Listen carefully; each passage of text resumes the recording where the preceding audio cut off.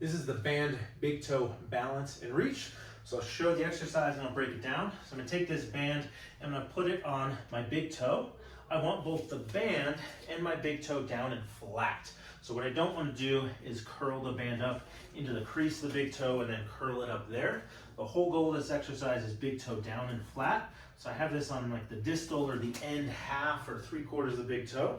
And then I'm gonna keep that down and flat. Then I'm gonna get my foot pointed straight ahead, square my hips, and come with a slightly relaxed knee into a balanced position.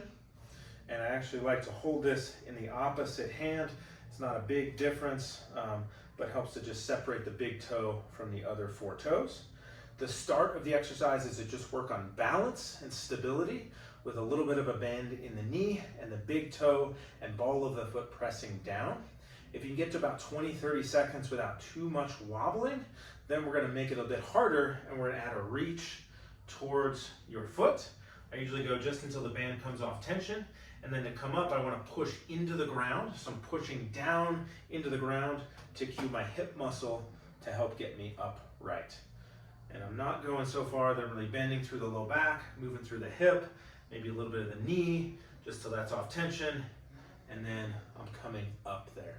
Should feel quite a bit of work through the ankle and the foot, maybe even the hip up here.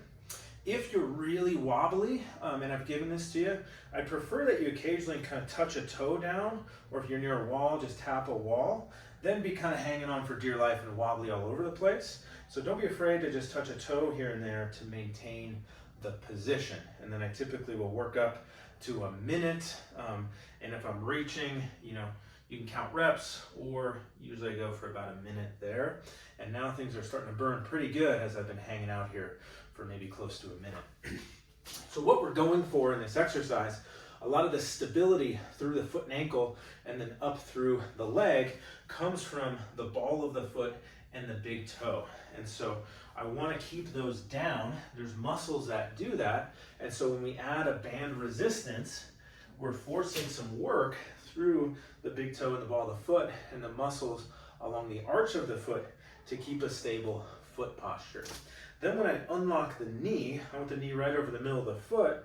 That gets the hip engaged, because if I lock my knee out, then my hip's not really doing anything. When I unlock the knee, the hip will bend a little bit, and now I gotta work up here to prevent some wobbles as well. And we're really connecting what the foot is doing to what the hip is doing. I also mentioned at the beginning I want my feet straight. Often folks will try and point their toe out, but now my knee is pointing straight and my foot is pointing that way, and that makes it hard to use the hip. I'm also collapsing onto the foot. So for this exercise, let's get the feet pretty straight. What we tend to find with this is both, it's hard, but then a lot of issues at the knee, foot and ankle, and even at the hip helps with a variety of those, because the foot and ankle, if we're unstable, we either see rolling outward, that's kind of rolling my ankle, or if I lose my balance that way, I'm kind of going this way.